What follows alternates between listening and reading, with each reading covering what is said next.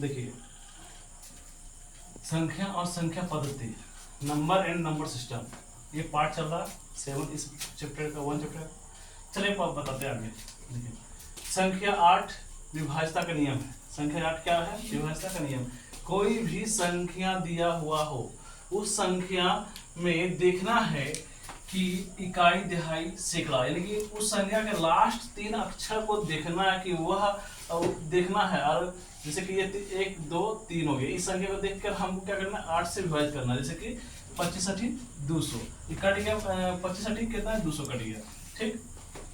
तो उसी तरह से क्या करना है? सभी संख्या के लास्ट में 3 अंक देखना है। यदि 8 का विभाज्यता का नियम पूछे तो ये देख लीजिएगा 1 2 3, तो ये क्या है? 8 से 41 में खत्म हो गया। उसी तरह से हम संख्या 9 का भी विभाज्यता का नियम देखें।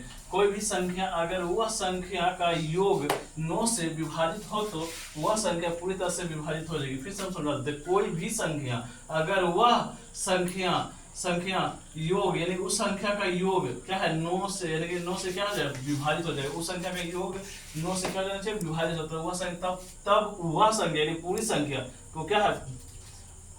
9 से विभाजित हो जाएगा। तो वह संख्या पूरा 9 से क्या कर सकते हैं? विभाजित। पहले हम जोड़ के देखेंगे, जोड़ के पहले देख लेंगे और जोड़कर और 9 से क्या करते हैं? भाग लगा देखेंगे क्या वह लगता है या नहीं। और लग जाएगा तो ऑटोमेटिक क्या है? मतलब 9 से फिर हम भाग लगा के काट सकते हैं टोटल को, समझ गए ना।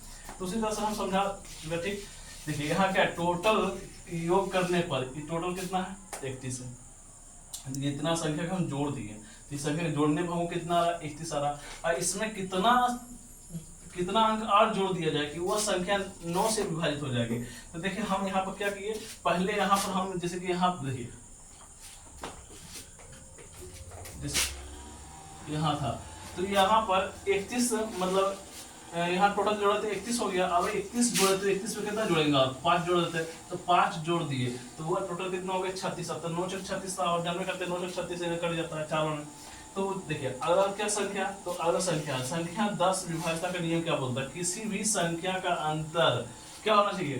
अंत में शून्य हो तो वह संख्या 10 से विभाजित हो। किस बोलते हैं? किसी मतलब संख्या 10 का विभाज्यता का नियम, संख्या 10 का विभाज्यता का नियम क्या बोलता है? किसी भी संख्या के अंत में शून्य हो तो वह संख्या 10 से क्या हो जाएगी? विभाजित होगी। वो संख्या क्या हो जाएगी? 10 से विभाजित होगी। चलिए हम देखते आगे। जैसे कि देख लीजिए यहाँ पर ये क्या है? जिस संख्या के अंत में शून्य रहेगा तो संख्या को क्या करेंगे? 10 से हम विभाजित कर सकते हैं। तो अगला सकते हैं।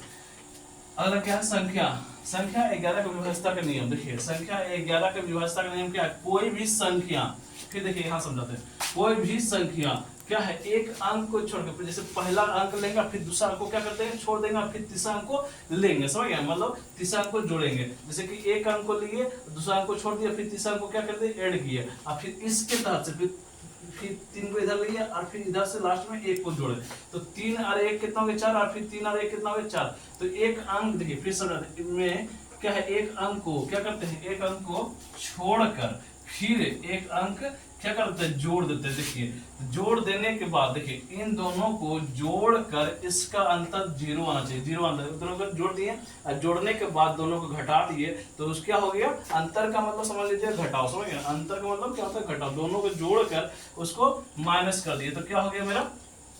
देखिए यहाँ पर देखिए यहाँ क्या है? जैसे कहा गया, जैसे यहाँ क्या है?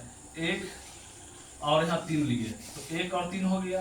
अब फिर यहाँ 3 और 1 लिए, यहाँ 3 है और यहाँ 1 है, 3 और 1 ही लिया तो 3 3 1 कितना हो गया? 4। और यहाँ 3 और 1 कितना हो गया? 4।